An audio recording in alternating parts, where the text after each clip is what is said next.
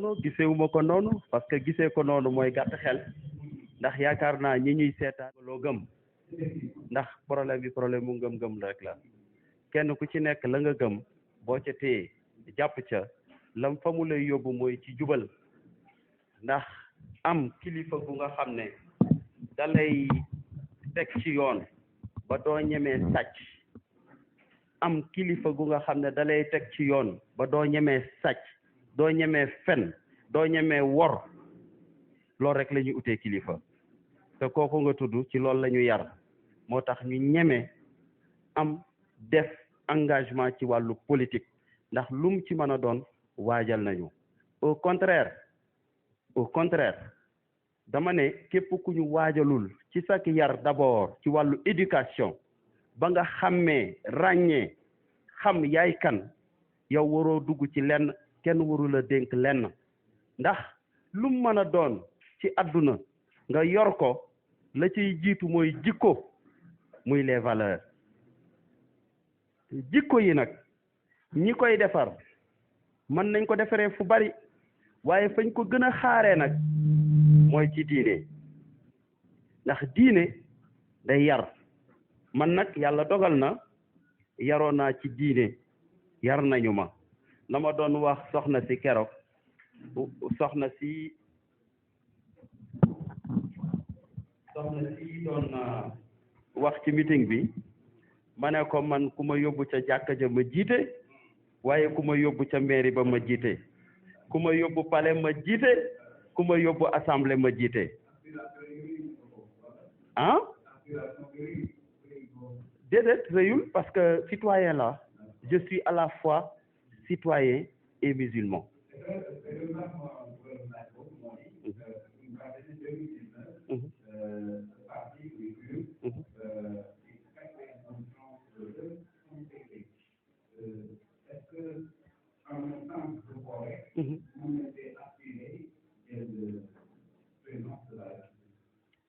mais tey PUR taxuñu fi toog nous sommes du PUR mais on n'en parle plus parce que Yewwi Askan Wi lañu wax fi mu toll nii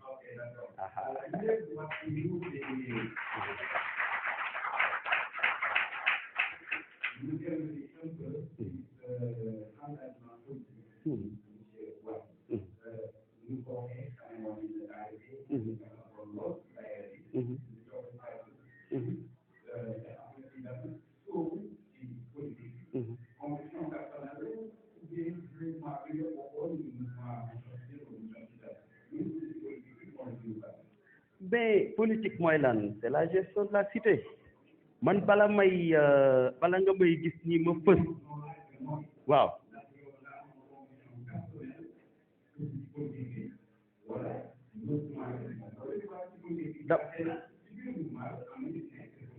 non mouvement bi dama la wax ne la mouvement bi cadre de formation la rek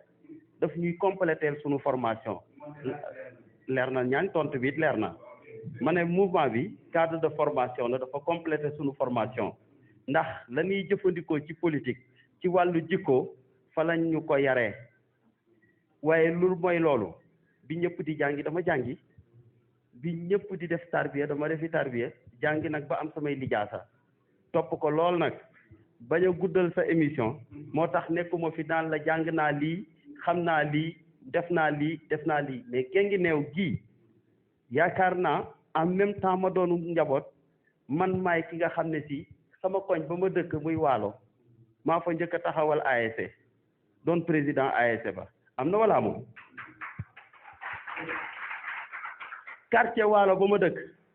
bi ñu toogee depuis Guinguinéo nekk am commune ba léegi ñu def administrativement érigé quartier yi Waalo ga ma nekkoon ci Céeréer lañ ko mas a bokkee sunu baay Ablaye Ndour doon ko jiite ba bi mu fi jógee Sémou Ndiaye nekk fi chef de quartier man ak samay frères yi nekk ci quartier bi ñoo jiite mouvement taxaw temm ba ñu am quartier administratif ñu am sunu délégué de quartier ñu libre autonome di yëkkati am sunu conseil de quartier avant ñuy taxawal conseil de quartier ci commune Guinguinéo ñun ñoo ko njëkk a taxawal fële ca Waalo avant ñuy am comité de salubrité ñun ñoo ko njëkk a taxawal fële ca Waalo bi ma nekkee lu tuuti nekk ndaw ca lycée fu ma doon jàngee sem Serigne Xaasim Mbàkke kenn éliruma pour la première fois pour nga doon président foyer bu Sem Serigne Khassim Mbacké pour la première fois de l'histoire j'ai été nommé par le conseil des FOF.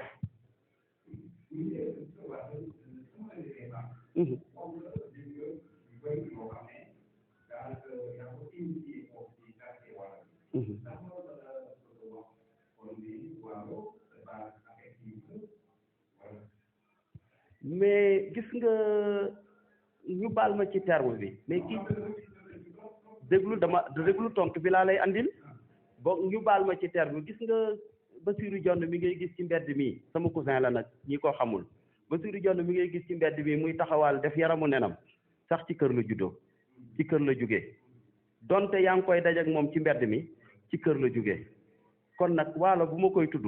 c'est parce que fa laa jógee fa laa juddoo waaye man li ma yitteel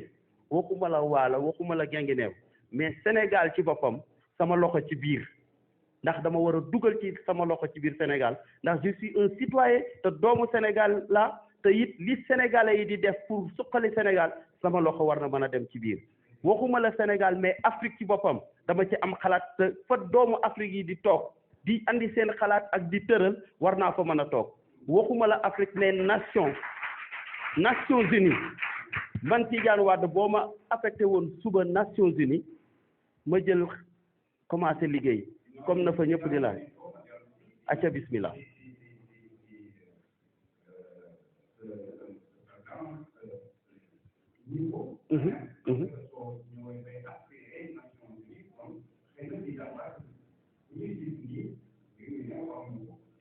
waaw du ma ne xamuñu ko waaye du ma ne xamuñu ko mais pour man li am solo mooy jëf gi ma war a jëf dama lay jox benn misaal man jaar naa ci centre bi nga xam ne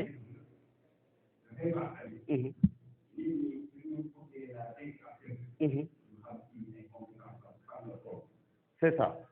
ma andil la benn misaal man jaar naa ci centre boo nga xam ne si fa la ñuy former tous les fonctionnaires des Nations Unies bépp fonctionnaire bu ñu recruter Nations Unies bala ngay jël poste fa lañ lay former mu ngi Italie Torino j'ai fait 2 mois là-bas ut fa am fa certification la ma fa doon jàng c'était la réforme de l'État waaye lu mooy loolu fii ci université Cheikh Anta Diop fi la ñu ma formé ci études et pratiques des relations internationales carrière diplomatique maanaam man Tidiane Wade bu ñu xëyoon tey nguur gi décidé pour def ma un fonctionnaire international bu ma xëyee damay dem liggéeyi parce que lañ fay liggéey ak la ñu fay wax man pare naa te xam naa ko jàng naa ko man Tidiane Wade boo ma yóbbu woon Mali laa la wax wala fii feneen pays Afrique bu mu nekk fii mu am problème élection je suis prêt parce que jàng naa médiation post électorale pour mën a doon ab médiateur foofu waaye loolu du lu ñuy yitteel tey jàng nañ leneen ak leneen am nañ yeneen diplôme ak yeneen lijaasa ci yeneen ak yeneen moo tax Serigne Mansour man bi ma ñëwee jiitu lu ma diplôme li ma jiital mooy li askan wi seen exigence vous savez population bi man li ma jàpp mooy dañuy allier 2 choses pour def ko mu nekk critère de sélection xam nga ñaar yooyu lan la mooy profil ak programme profil nag nit ki la nit ki nga xam ne démbam nit ñi war nañu koo xam tayam nit ñi war nañ koo mën a xam bay am yaakaar ci ëllëgam man Tidiane Wade ku xam sama démb xam ne fa tabarakallahu macha allahu maa ngi tuub di jéggalu borom bi ci ni may waxee naan man parce que bugguma nekk ku égoïste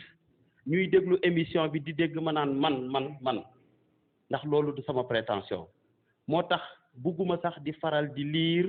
wala di wax jaar-jaar wala def yoo xam ne def nañu ko waaye ma di jégal askan wi ne ñoom ci wàllu profil am na ci solo lool ndax loo doonul ndongom doo doon sëriñam te it mënuñoo nangu ci ne ba ñuy ubbi l'école yi ak di ubbi daara yi dañ leen na njaboot gi jàng sori lool seenum njàng pour ñu mën a téye penc mi ëllëg au même moment penc moomu toog wax ne ku jàngul war ngaa mën a yoreem penc kon nag lan la jàng di jariñ lay laaj mbooloo mi.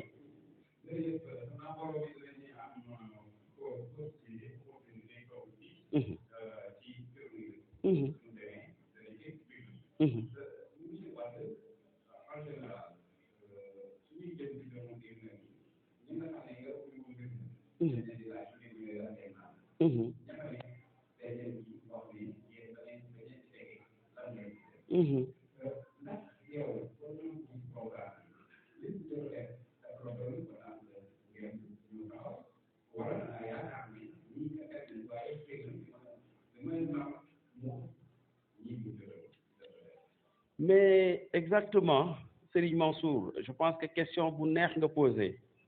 question bi man duma ko yamale rek ci ñi fi nekk ak ñi fi nekk nii xam ne bu soobee yàlla dimanche ci heure bi dana fekk ñu abal ñu tey ji la lan tey la lan mardi bii di ñëw ci heure bi Guinguinéo aura un nouveau parce que oui Guinguinéo nouveau la ñu wax un nouveau Guinguinéo la ñu wax ñun on est déterminé c'est le changement loolu mënul xolal Serigne Mansour changement mooy am ci dëkk bi kooku moom man maa leen ko wax fii téye leen ci seen loxo bu la neexee nga vaar Chérif Sey ak Pam Ndiaye ngeen vaar ma changement mooy am incha allah ci dëkk bi waaw.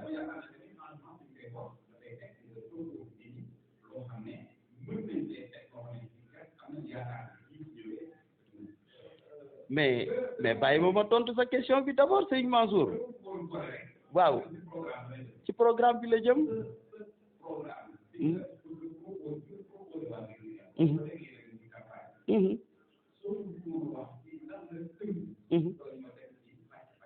ma ne boo ma bàyyi woon ma wax la lu ñu metti bala ñuy ñëw ci programme du ñu attaque kon loolu ngay bañ ma ne kon bàyyi naa ko ndax moom sama sëriñ la lu muy bañ ma bàyyi ko waaye dama wax ne réew mu nga xam ne ñun Guinguinéo nous avons toujours raté les rendez-vous les grands rendez-vous dañ ko raté maanaam élection rendez-vous la 2012 population bi dafa exprimer mu jël Macky Sall fal ko mu ñëw fii ñun ñëpp ñu daw ci ginnaawam fal ko amoon moom ci moom yaakaar lool parce que dafa fekk bala mu fiy jóge bala muy ñëw doomu ndeyam nekkoon fii ñu amoon yaakaar ci moom mu yegg ci gouvernement foo xam ne benn doomu Guinguinéo yegg fii proposé wuñu dara defuñu dara parce que ñun li tax ñuy réclamer buñ ko gisul woon ci ñeneen duñ ko sañ a réclamer dañoo gis Idrissa Seck Ablaye Wade def ko premier ministre mu defal Thiès ba mu ne boy ñu gis Ablaye Wade def premier ministre Macky Sall mu defar ko ba mu ne boy ñun nag ñu am premier ministre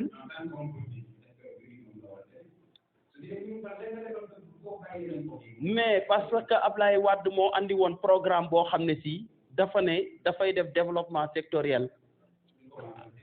ñu commencé ko ci ay événements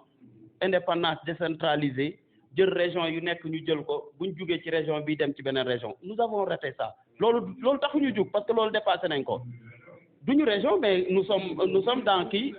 mën nañ évacuer parce que ñu ngi woon ci biir Kaolack et nous sommes le département le plus pauvre de la région de Kaolack Guinguinéo est le département le plus pauvre de la région de Kaolack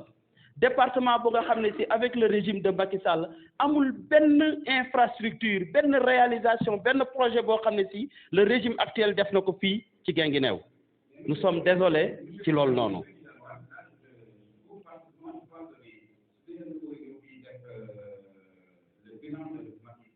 mais damay wàcc.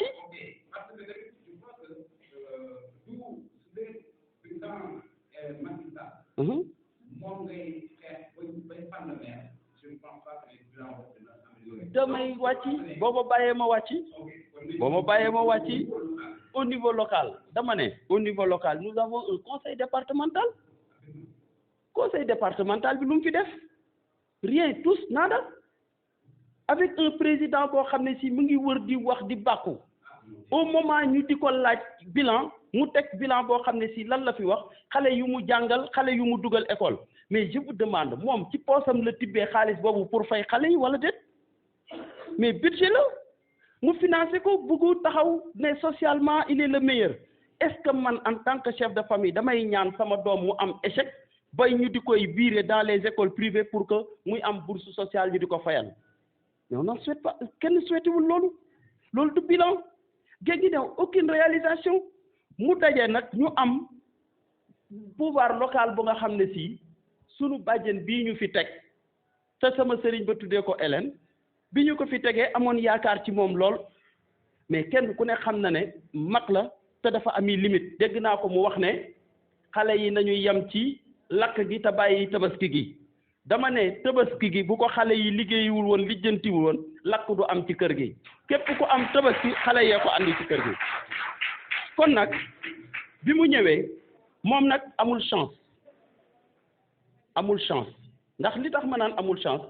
mooy dama koy seedeel de bañul Guinguinéo ku bëgg Guinguinéo la ku sopp Guinguinéo la ku bëri yërmande la mais dafa ami limite parce que équipe municipale du personne du benn nit parce que tey man boo demee ci liste Yewwi Askan Wi ñi ma wër nekk ci ci liste bi kenn ku ci nekk capable nga pour nga doon maire mais tey boo demee ci liste maire Daba kan nga fay tànn pour mu doon maire amu fa donc problème bi mu am du problème mu cadre yu ko wër pour mën ko xalaatal tegal ko programme la mu tolloog nag man mii tey bu ma tëju woon ci néeg benn waxtu fay sama téléphone fay Facebook fay WhatsApp fay télé bi fay ventilo yi fay lamp yi tëj bunt bi déggatuma dara ci bitti lu tolloog waxtu amaana bu ma yeewoo daan ma nettali lu xew ci biti loo xam ne damay téye sama gimiñ ne kañ la fi xewee ndax adduna mooy toll noonu danoo trop même génnuñu Guinguinéo rombuñu sax gaar bi fii la ñuy yem ci raay bi équipe bi fi nekk rombuñu sax gaar bi raay bi la ñuy yem parce que xam nga lu tax ma wax ne rombuñu gaar bi mooy Guinguinéo daanaka dafa mel ni ñaari Guinguinéo genn Guinguinéo gu nga xam ne si fii la nekk ci marché bi ak Kaneen ak Waalo ak Céréer ak genn Guinguinéo goo xam ne si mooy ngi fële ca gannaaw raay bi démb laa dem ci kër fii ci wetu raay bi ci gaar bi lu ma yéem fekk fi kër goo nga xam ne si ba Guinguinéo sosoo ba léegi malgré budget yi liñ ci def extension de réseau d'adduction d'eau yëpp ñoom bu ñuy rooti ci ay bërigo la ñuy def takk saretu mbaam pour dem rooti ci yeneen kër yi ñëw naan ñooñu fan la ñuy sango bu set fan la ñuy utiliser seeni latérite yu baax loolu am na fii ci Guinguinéo démb laa dugg ci benn kër ci genn kër mais fuñ ko dugal fii ci gaar bi fii boo demee ci gaar bi nga jàdd ci gaar bi boo non déglul pas ci biir gaar bi waxuma ci cité bi de boo jëlee raay bi nga jàdd à gauche ci raay bi embranchement bi jëm Kaolack boo wàccee noonu bala ngay dox 100 mètres di nga gis kër gi may wax ak loo ba fa nekk yëpp mbooloo mi mën nañ ma seede ci loolu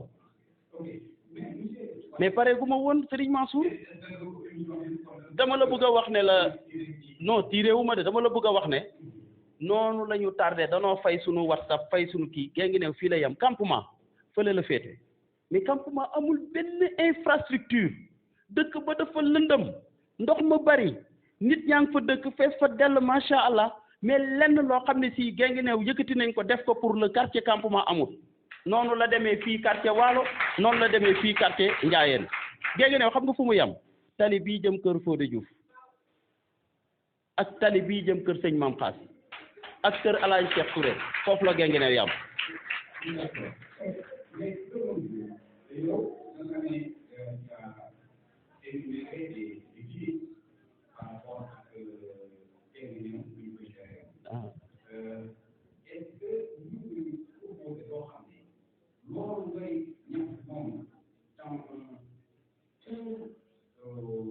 terme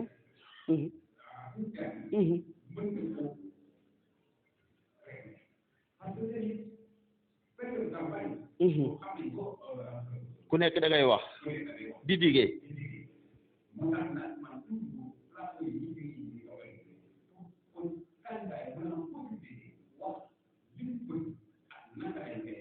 c'est très bien Serigne Mansour moo tax man ma wax waa Guinguinéo dama leen proposer benn programme boo xam ne ak suñu équipe bi ñu àndal ci Yewwi Askan Wi programme boo xam ne bu dañ ko seen taxé bu aaree xam nga dama xaw yow xam nga dama xaw doj tuuti ci affaire aar voilà moo tax bi mu amee ma dégg am ku may toppandoo naan 109 ma ne ko boobu amul logique xam nga bu am logique 1 2 3 4 5 logique la parce que c'est une suite logique dama ko séquencé ne une vision reconstruire un nouveau Guinguinéo viable attractif et développé ñëw nga ne ma lan nga bëgg objectif ma andi la 2 objectifs loolu buñ ko doon tënk parce que maa ngi wax sànq ne émission bu mel ni faaw ñu wàcce niveau bi ba ñëpp mën ko dégg li ma bëgg a wax moom mooy ñun dañu andi programme boo xam ne la koy tënk mooy Guinguinéo gu yees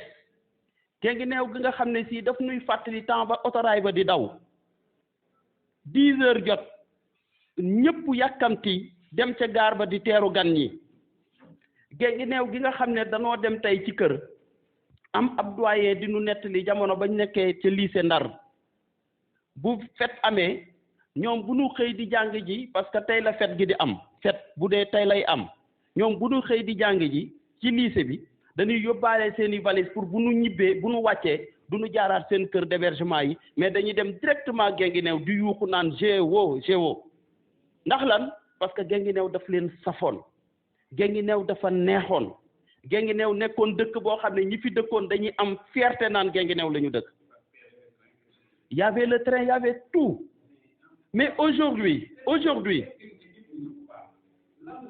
waxuma affaire train xam nga équipe municipale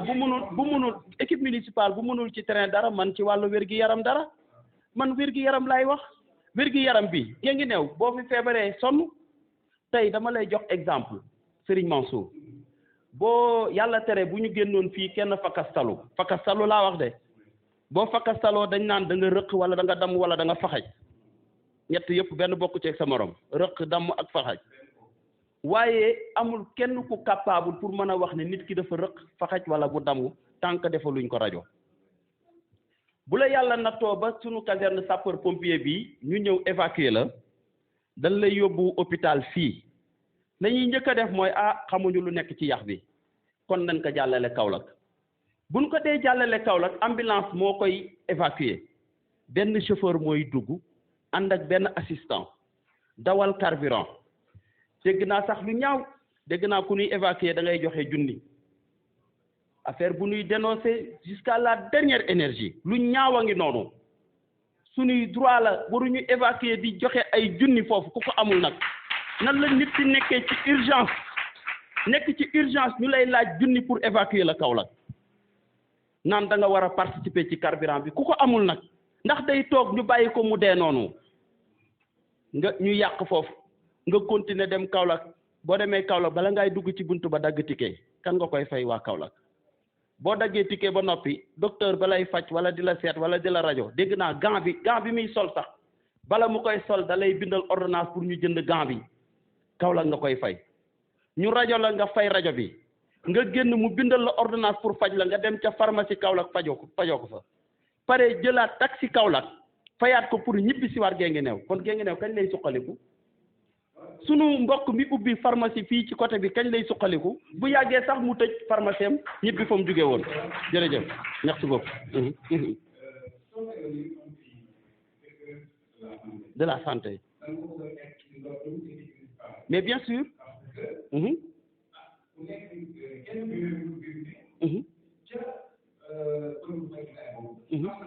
comité de santé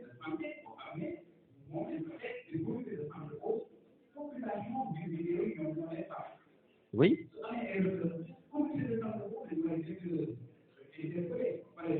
comité de santé bi population bee leen fa teg mais avec l'appui de la municipalité bi dafa am ci budget bi appui bu muy def chaque année donc waa appui bi nag bu ko parce que état fu mu dugal dërëm saytu ko te du jël xaalis état suivi amu ci looloo tax suivi amu ci non du tout dama proposer incha allahu ñu revoiraat loolu yëpp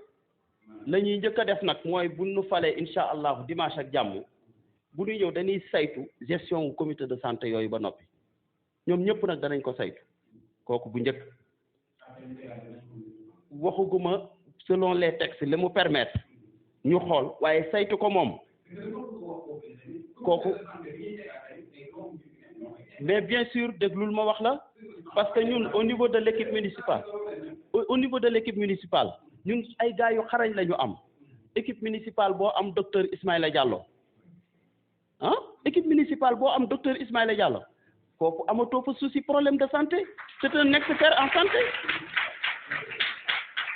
kooku bu demoon benn responsabilité bu mu mën a yor doon président conseil départemental bu Guinguinéo day ñëw di appuyer la santé de Guinguinéo xëy nan la ñuy relever le plateau technique de Guinguinéo à travers nos partenaires parce que loolu moo njëkk relever le plateau technique Guinguinéo son centre de santé buy polariser 12 communes waroon nañ dépasser fii nag plaidoyer yi ñuy def pour mën a am le matériel nécessaire man en tant que maire Guinguinéo pare naa pour dox sama dàll sol sama dàll dox ci ba ñu mën a yóbbu foofu noonu hôpitalu Guinguinéo ba mu nekk benn hôpital de niveau waaye gis nañ ne hôpital bi bëri na ñaxtu ndax personnel de santé ba fa nekk tey doyul moo tax ñun ci sunu biir programme dañu prévoir le recrutement d'un personnel de santé communal sur la charge du budget communal parce que aujourd'hui man rien ne me dit que notre budget de fonctionnement n'est pas capable de gérer ce poste maanaam maa ngi wax nasaraan sax ce poste ces postes budgétaires parce que damay auditer d'abord la masse salariale oui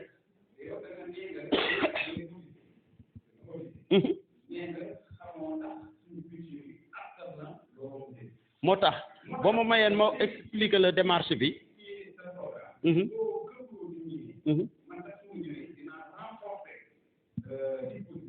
c'est ça moo tax man mii di wax ak yow loolu expert la spécialiste la ci wàllu fonction publique parce que ku xam direction de la gestion prévisionnelle des effectifs des emplois et des compétences bu fonction publique maa fa njëkk a taxaw man maay le premier de chef de division bi ñu fa njëkk a affecté kon loolu dafa nekk loo xam ne sama domaine la affaire masse salariale moo tax bi ma ñëwee damay def lu ñu tuddee audit masse salariale bi parce que xam nga lu tax ma wax ko wóoruma est-ce que nekkuñu di fay ay nit yoo xam ne ñu ngay tëdd seen kër imputé leen ñu am poste budgétaire am déet wóoruma loolu laa bëggoon a wax ak leneen bu ko defee loolu bu ñu ko saytoo nag ba noppi poste yooyu noonu yoon daf may pour ma ventiler ko bu dul yoon ñu éliminer poste yi daal di koy redéployer bu ma ko redéployer ma accélérer santé bi te nag yamuma ci parce que dama ne état mooy le premier employeur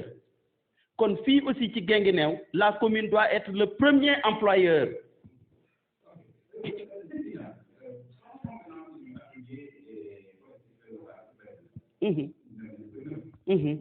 ëpp na ko sax parce que ñu bëri dañuy juum di wax les 9 compétences transférées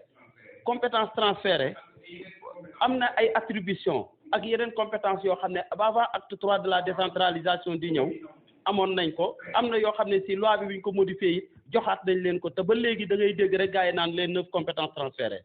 ëpp na loolu.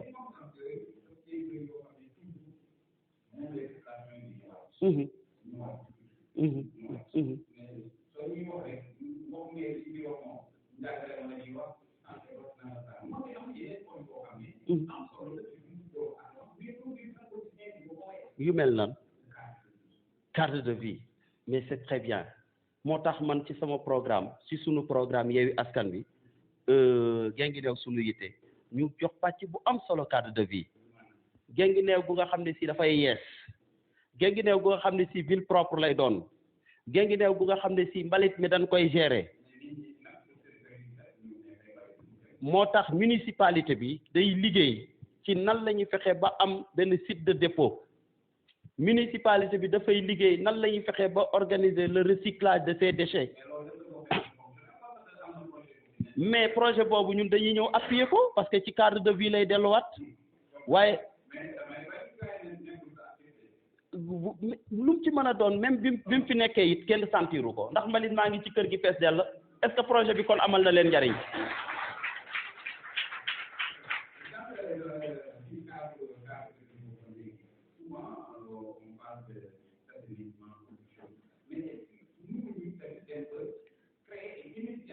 moo tax ma ñëw ci programme bi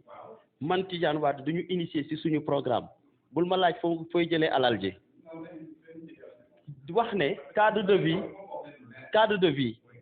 ñun dañu bëgg yokk Guinguinéo moo tax dañu am projet de création des nouvelles cités de Guinguinéo les nouvelles cités de Guinguinéo mooy les quartiers périphériques yëpp dañuy am programme d'extension objectif bi mooy lan bépp doomu Guinguinéo boo xam ne si yaa ngi fi wala nga nekk bitim réew wala foo mën a nekk ñu vérifier mosoo am benn titre de propriété ñu séddale suuf si séddale ko ñooñu wax leen li yoon wax te moom mooy bu ñu defee acte d'attribution yi ba noppi conformément aux dispositions de la loi ak li ñu ci yoon may yépp ñu respecté ko avec la commission domaniale avec toutes les délibérations et les contrôles de légalité nécessaires yi préfet war a def bu ñu ca paree ñu jox ko doomu Guinguinéo yi neneen nag ku nekk ñaari at nga am pour boo cay def barak sax nga def ci barak ku ko ci deful yoon daf ñuy wax ne na nga ko jëlaat ñu jox ko ñeneen ñu ko soxla bu boobaa Guinguinéo bëri na ñuy dawal fii mënuñu seen kër bàyyi la ñu dëkk ba tey mënuñoo am këyit ndax barki démb bi ñuy séddale këyit dañoo seet ñi am tur Guinguinéo seet ñi nga xam ne si jekk nañ ba noppi ñu seddaat leen suuf si comme ni ñu def fii rek ci biir marché bi niñ ko def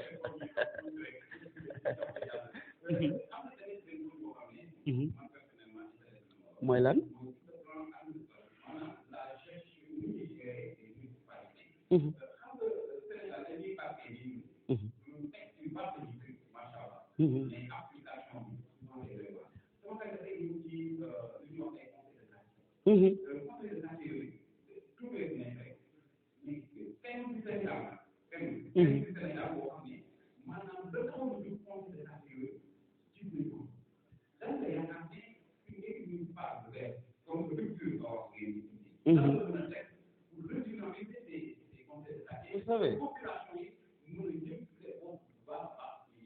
vous savez yaakaar naa wax naa sama biir fii te ki ma mën a témoigner mu ngi fii bi ñuy créer quartier Waalo dañoo bind ab kayit gi bu ngeen bëggee mën naa leen ko publier wan leen ko yóbbu woon nañ ko ca préfet yóbbu nañ ko fépp taxawal conseil de quartier te boobu conseil de quartier sax ñu ngi nekkoon ci phase pilote ñun ñu taxawal ko de façon officieuse mais dama la bëgg a wax ne ñun ci suñu logique ak ci principe yi ñu bëgg a gouverner au niveau local fii nii la participation inclusive dafa bokk ci suñuy démarche bokk ci suñuy principe moo tax lu mel noonu mënuñu ko am ñu am outil bu ñuy wax conseil de quartier te duñu ko utiliser à bon escient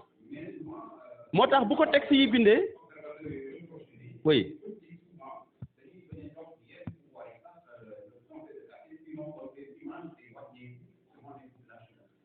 mais ñooñu ñu bëggul liggéey la rek xam nga ki ñëw bëgg a defar Guinguinéo bëgg a servir Guinguinéo loolu du problème am parce que man Tidiane Wade waxuma ñu naan deuxième mandat troisième mandat mais nañ ñu ñam rek nañ ñu ñam au soir du 23 janvier nañ ñu ñam fii ñetti weer après élection bi on va prendre des décisions majeures avec le conseil municipal pour apporter un vrai changement le visage de Guinguinéo day daal di tàmbali changer ci saa si kon nag di liggéey ak conseil de quartier ku xam ñi ñu miin ci sunu coalition bi xam ne kuy déglu nit ñi lañ dañuy déglu te am na xëy na animateur nga tey journaliste nga waaye am na loo xam ci ne ku bëgg consensus ku bëgg ubbeeku ak confrontation d'idées la ci ku ñu miin xam ne loolu lu ñu intéressé la moo tax ñun dañuy wax ne conseil de quartier outil la bu baax a baax pour mën a déglu population bi d'ailleurs ñun démb bi ñuy def suñu VAD ak boobaak léegi ci campagne bi dañuy wax nit ñi ne tey de ñu ngi dox ak suñu tànk di ñëw ci kër yi benn par benn parce que wër nañ Guinguinéo yëpp dugg nañ fa benn par benn waaye wóoruñu ndax bu ngeen ñu ko joxee ba noppi nii ñu ko defee jot gi dinañu may pour ñu di ko toppaat benn par benn wax nag dëgg da cee neex ma ne leen waaye bu boobaa yoon teg na ay instruments yoo xam ne dinañu permettre bu ñu waree dugg campement ñu dugg yëgal def campement 2 secteurs ne waa secteur 1 campement yépp nan nu fekk kër sàngam ñu waxtaanee mbiru dëkk bi bu beneen yoone tey ñu dem feneen bu beneen yoone tey ñu dem feneen ba dëkk bi daj kenn du ne yëgu ko wala fekkewu ko du noonu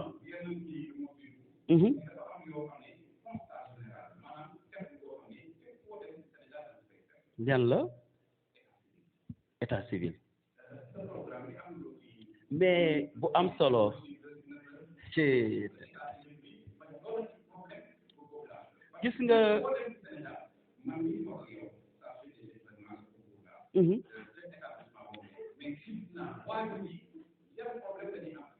fi may wax ak yow tembe nii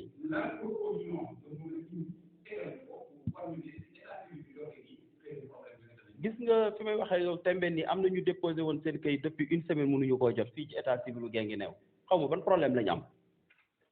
ñi ko war a signé duñ toog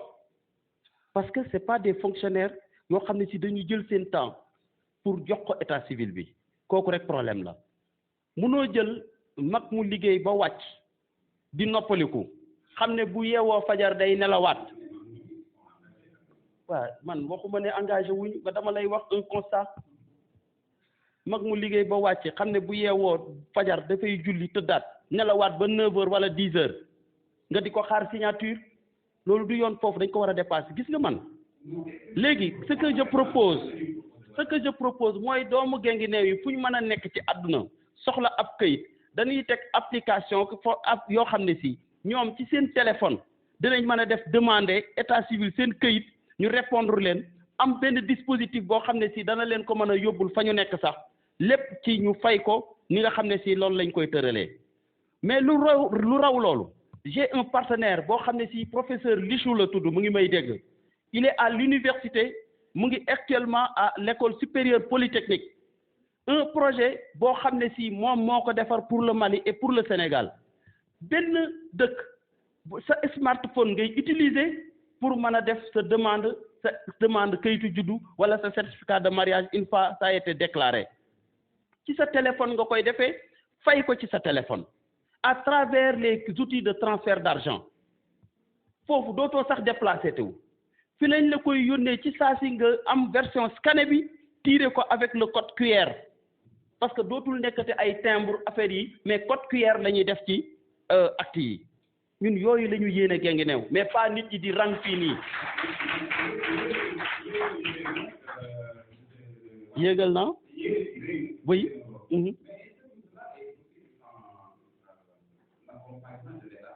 mais bien sûr l'accompagnement de l'État ñun décentralisation la ñu nekk mairie bi état la dama jàpp ne état bu baax état bu yiwee état bu équité dàq fële inégalité dana yamale ñëpp ci même titre la muy def mu def ko beneen bi ci des mooy opposition laa nekk de Yewwi Askan Wi laa nekk de mais li ma jàpp mooy 2024 waa ji daf ñuy abal te ñuy ñëw ëllëg danañ doon ñuy yeewu ñoo xam ne si danañu mën a dimbale n'est-ce pas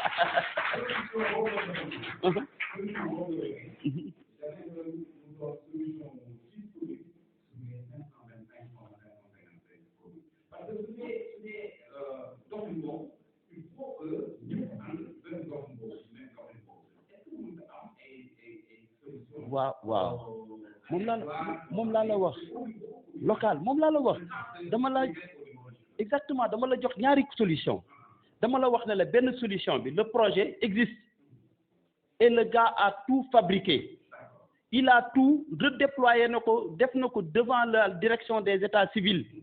bi nga xam ne si mu ngi ci ministère de la justice yaa ngi dégg mu redéployé ko wan leen ko ba ñu xam ko approprier ko mais avec ce régime là ba léegi redéployé guñu ko muy benn kon dama jàpp ne beneen régime bu ñëwee mën na approprier wu projet bi ñun ñu bénéficier wu waaye man ci côté bi dama la wax ne man ci xarañte gi nga am ak technicien yi ma am ñun danañ teg beneen système boo xam ne si nit ñi danañ toog Guinguinéo toog Dakar wala nga toog France soxla sa këyit ñu defaral la ko ba mu ne boy yi yónnee la ko te doo bouger.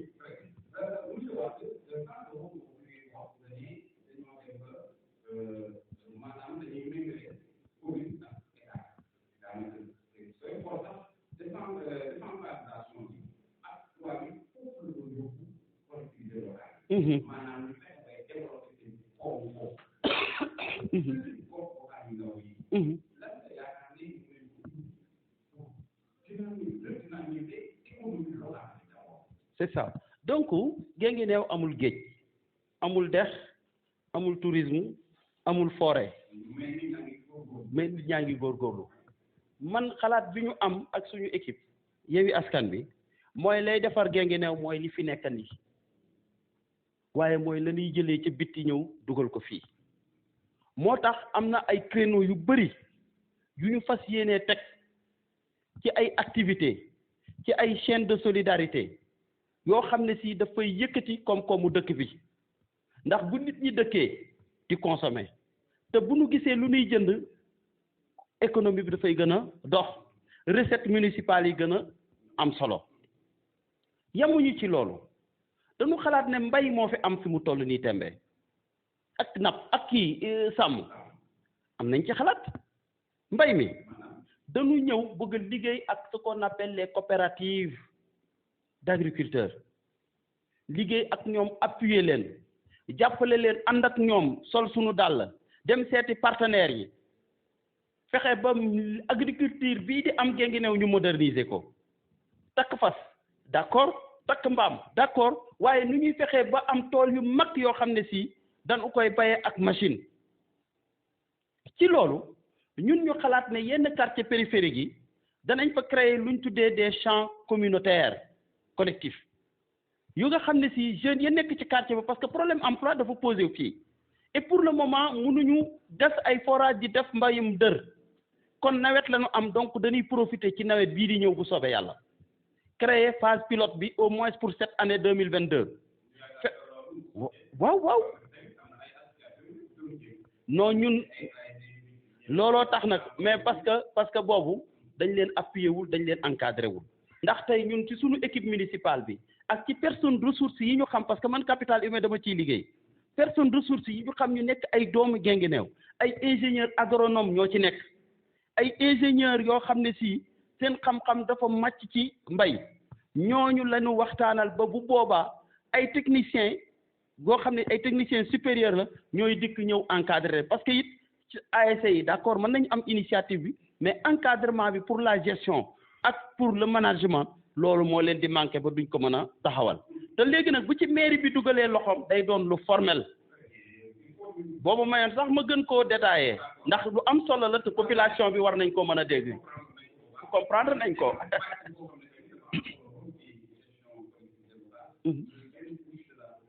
muy ñan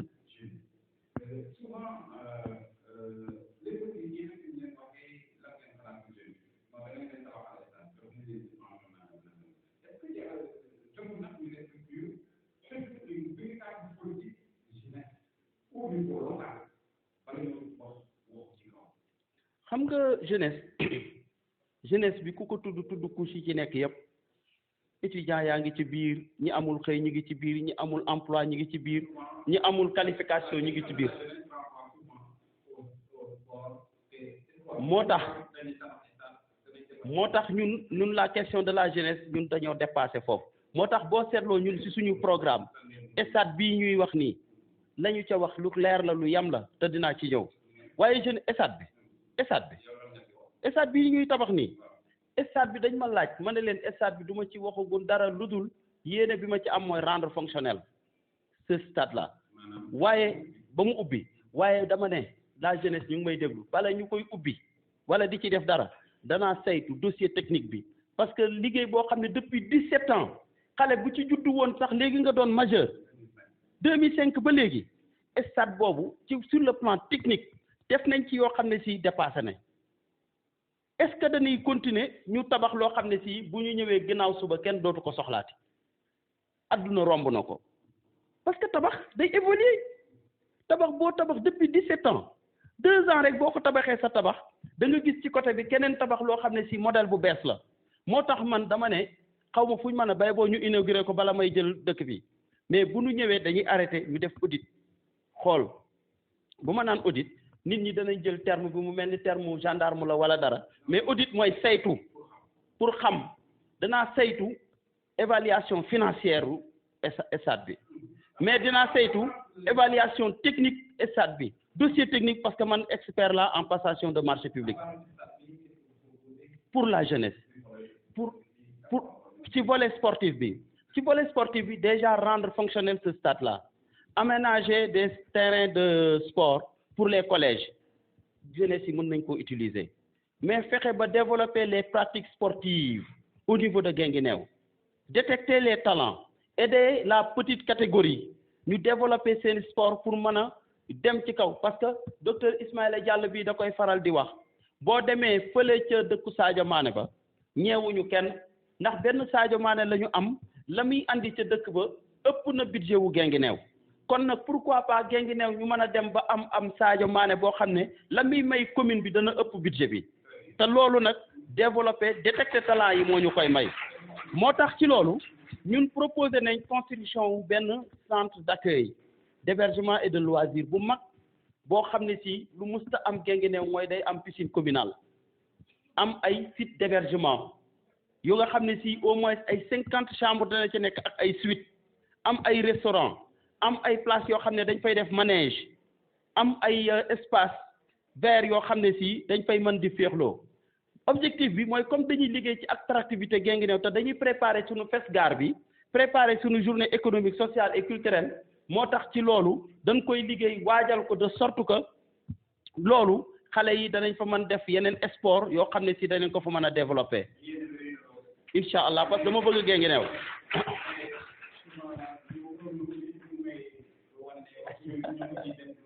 jërëjëf.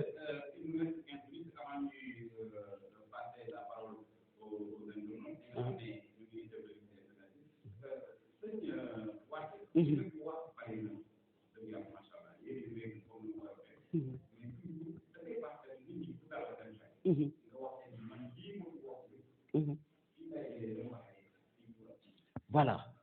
c'est important parce que ku tudd programme wax financement ñun dañu jàpp ne financement li ci jiitu mooy li ñuy jox suñu bopp muy recette municipale cotisation bi citoyens yi di def pour mën a développer le budget de fonctionnement et le budget d'investissement ñun ci réew mi la ñu bokk Guinguinéo du un territoire à part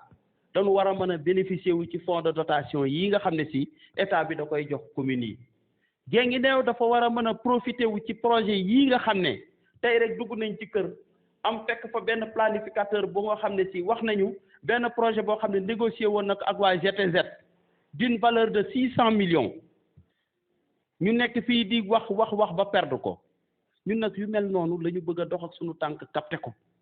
ba andi ko ci dëkk bi négocier ak partenaires yi ba andi ko ci dëkk bi rehausser la recette municipale andi ko ci dëkk bi fexe ba sensibiliser toute la population que day impôts yii ñuy dagg ak juuti yii ñuy fay ci kees gi muy jëm dafay delluwaat ci askan wi ba noppi wan leen at mu jot au 31 décembre bu ñuy def le débat d'orientation woo askan wi ñëpp ñu ñëw ñu wan leen li nga xam ne si moom la ñu jëlee ci ñoom ak fi ñu ko utiliser ak fi ñu ko jëmee bu boobaa dañ koy def de façon ci public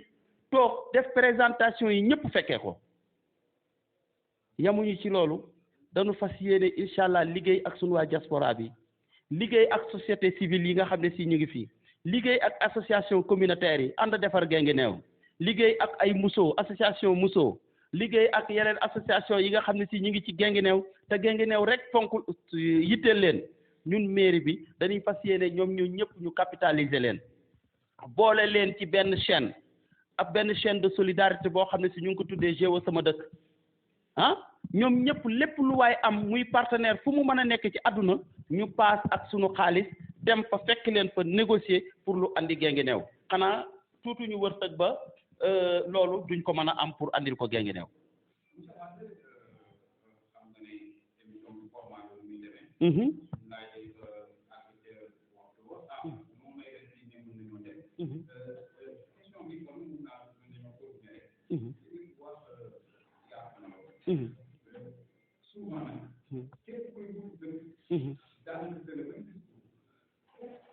mais discours yi bëri na mais bokkul ah n'est-ce pas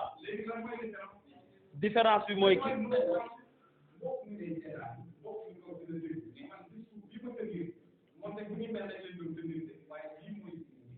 discours bi may tenir ku ko dégg xam ne lu logique la nopp bu ko déglu xam ne lii lu ma nekk la bu amee kenn ku weddi li nga xam ne si wala mu am lu mu ci laam-laamee plateforme yaa ngi nii mën na wax ne lii mënut a nekk wax ñu argument yi ñun li ñu fi wax yépp lu mën nekk la moo tax un programme réaliste et réalisable la ñu andi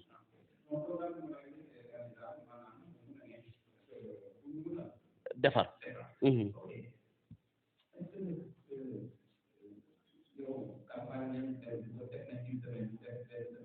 semaine bi jeex na waaw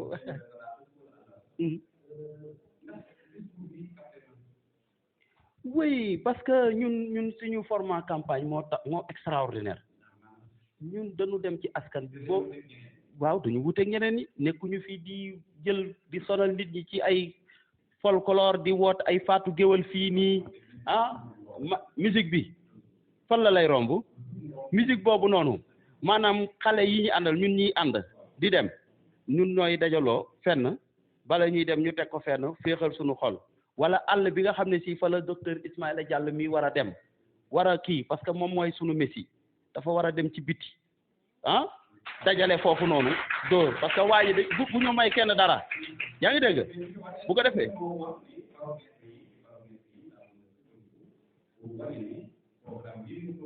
moom laa lay wax nii paramètres yi moom mooy ñun dañoo dem ci askan bi directement waxtaan ak ñoom nekkul ni ci meeting la ñuy dajaloo woo faatu géwal mu ñëw ñuy way ak di fecc ak di tëggi sabar non ñun jëluñu nekkuñu liggéeyaguñ bay foo ñi wax naan non liggéeyaguñ bay foo mon frère waaye liggéeyaguñ folklore bi kay bu paaseeg nii nga dajale mbooloo mi fii ñuy tàccu ak di ko déglu xoolal mbooloo mi ànd ak ñun am na fii mbooloo mi fi nekk nii xam nga lan moo ma neexoon mooy bu la neexoon ma jug léegi ci plateau bi nga woo ci mbooloo mi kenn léegi nga laaj ko ci programme bi mu tontu la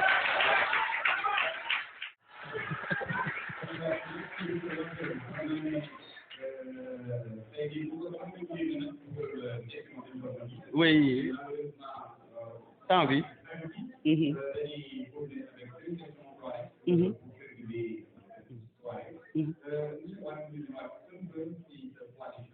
Yewwi Askan Wi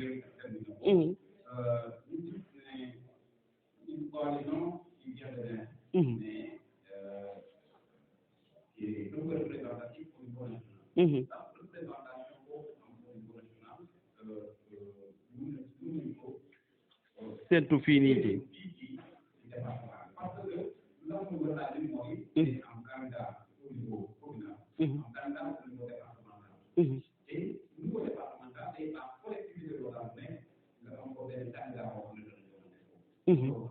ñun fii ci Guinguinéo dans le département dans toutes les communes à l'exception de Mbos am nañ fay candidat n'est-ce pas parce que Mbos traître yaa fa jaarati jëndkat yi achat de conscience moo fa jaar ñu bàyyi non parce que xam nga lu tax ma wax loolu waaye la ñu def Matam lañ ñu def Mbos la ñu def Matam nañu jëndee sunu mandataire ba Matam ba mu daw ak sunu liste bi noonu lañ ñu def Mbos suñu mandataire Mbos rek lañ amul candidat mu bàyyi ba jour ba à minuit ñu war a déposer mu seey kenn xamul fu mu jaar ñun dañ ko coow danoo bëri sutura rek n'est-ce pas danoo bëri sutura rek Guinguinéo nekkuñu ci rajo yi parce que ñun fii Guinguinéo lépp dañ koy traité ci sutura tey fu ñu traité kaawu Matam bi waroon nañ fa traité kaawu Mbos bi waa ji dafa bàyyi ba heure bi jot muy taxaw di wax lu kenn xamul retardé lépp heure bi passé looloo te amuñu liste Mbos mais liste bi était bien préparée et puis ay cadre ñoo nekkoon foofu ci liste bi dirigé par un grand responsable bu bokk Pastef waroon na diriger liste bi waa ji def loolu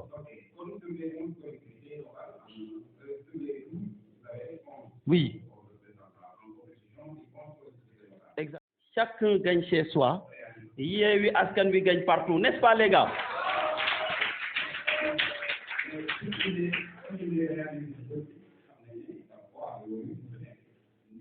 mais xam nga lan moo ñu koy tax ñàkk gëm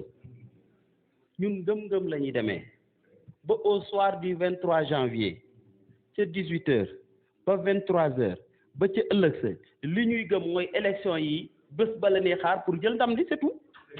gëm-gëm boobu la ñuy am nañ ci droit. merci ah oui macha allah jërëjëf jërëjëf.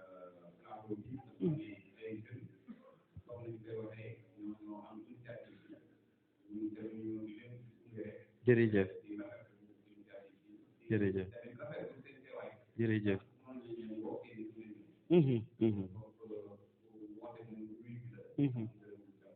merci vraiment vraiment vraiment.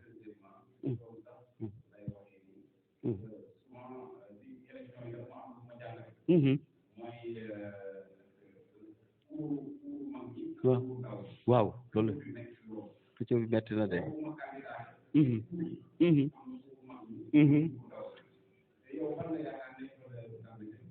mais dëkk bi ndaw ñee ko moom ndaw ñi nga xam ne mag ñi ñoo leen tungoom parce que ñun suñu àndu mag ñooñu ñun la ñu àndal mag ñu baax ñi dëkk bi yëpp ñun la ñu àndal parce que changement rek la mag ñi bëgg mag ñi seen njaboot gi la ñu yërëm.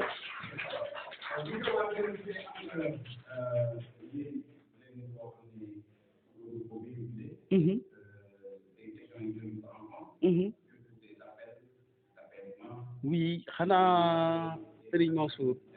c'est ça Serigne Mansour di la gërëm di gërëm Pape Ndiaye Saloum Info sonn na pour inviter ñu mais ma di waxaat devant tout le monde que moi je suis un républicain daf ma woo ma ne ko article 60 ak 61 bu code électoral bi daf ñu interdire pour que ñuy def ci période d'interdiction de pré-campagne bi ay émission ak yëpp te man je suis un fonctionnaire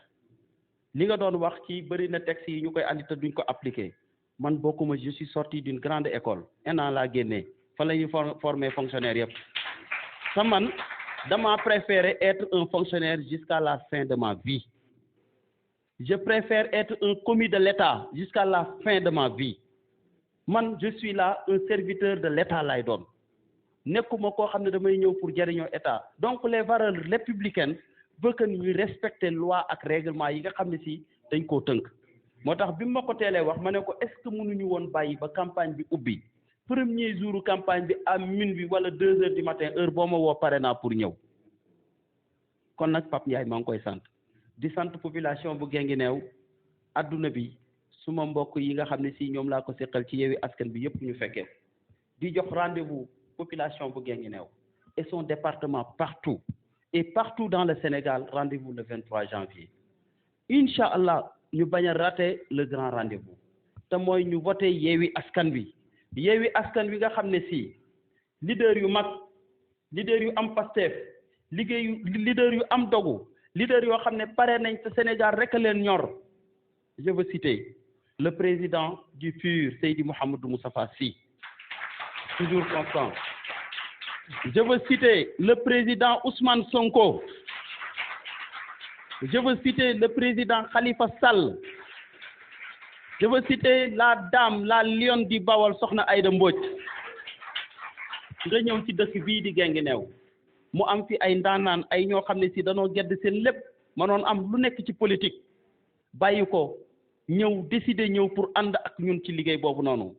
ku ci mel ni sunu frère Malick Ndiaye xam ne ñëpp ko xam ci politique kàngam la ci ñëw ànd ak ñun ci liggéey bi waaye sunu frère Ablaye Ndiaye xam ne parti am sax dañoo ne dañuy dem ci beneen coalition mu ne moom non Yewwi Askan Wi la gis boppam fa lay nekk au même moment maa ngi xalaat sunu frère yi nga xam ne si ñu nga ca bitim ca Dakar nekkuñu fi toog waaye sonn lool ci liggéey bi waagaan fay may ñaan public bi ñu tàccul ma waagaan bu baax a baax ba démb rek ñu ngi déggante ñoom ñëpp ñu jàpp ci liggéey bi ñooñu ñooy Yewwi Askan Bi liste Yewwi Askan Bi damay ñaan waa Guinguinéo jël leen programme Yewwi Askan Bi jël leen liste Yewwi Askan Bi au conseil départemental à la commune de Guinguinéo ngeen teg ko teg yeneen liste yi amul papa yaay doom de liste yi ñuy jël di dugal seen rakk yeeg seen mag yeeg seen loolu non amul fii ñëpp ay cadre lañ kenn ku ci nekk pare nga pour diriger la municipalité de Guinguinéo donc engagement rek moom moo leen tax a dugg ci loolu may ñaan ngeen voté Yewwi Askan Wi di ñaan nag population bu Guinguinéo di ci jiital leader yi nga xam ne si ñoom ñoo nekk présentement di compétir nañu ñaan njaboot gi ñëpp dem ko ci jàmm ndax jàmm ci la lépp xaj di remercier au passage le forum civil bi nga xam ne organisé nañ fi randonnée boo xam ne si tey wane na xar kanamu Guinguinéo jàmm gi fi am ak jàmmoo gi fi am ba Sénégal yëpp war a mën a jël exemple ci Guinguinéo ndax keroog bañ koy def leader politique yëpp ànd ñu dox pour woote jàmm kon nag bu ñu fiy déggaat ginnaaw gi naan am na fii ay yaay Fatou Diagne ca fële dëkk ba nu mu tudd ngàcci di woote kii ma ne parce que dëkkul Guinguinéo ñëwul woon Guinguinéo mais bu ñëwoon Guinguinéo dina civiliser tuuti parce que yenn yi dafa rafetul sax may waxaat encore une fois que rek kenn amul fief man ca Waalo Daba Diouf ca Thiéré rek Alpha Addis ca Kaneen ak Ismaïla Diallo ca Kër Makodé Bar kenn amul fief fii dëkk bi ñoo ko bokk kenn ku ne am na droit dugg fu mu neex docteur Ibrahima Diallo ca Kër Makodé Bar nanu bàyyi yooyu di baare nit ñi naan fii suñu fief laat nangam fu waay mën a utijee na ko fa utiji mais le 23 ca 8h nit ñi nanu jug am fulla am fayda tànneef bu baax te mooy nañu tànn Yewwi Askan Wi waaye Yewwi Askan Wi moom bu leen kenn dégg ci coow bu leen kenn dégg ci baare cortège bu leen kenn dégg ci saaga ak xaste mais nañu liggéey te xam ne ñun ndam lii ñëw na ci sunu loxo ba noppi kon nag li ca def mooy nañ ko eggale ci jàmm ak salaam jërëjëf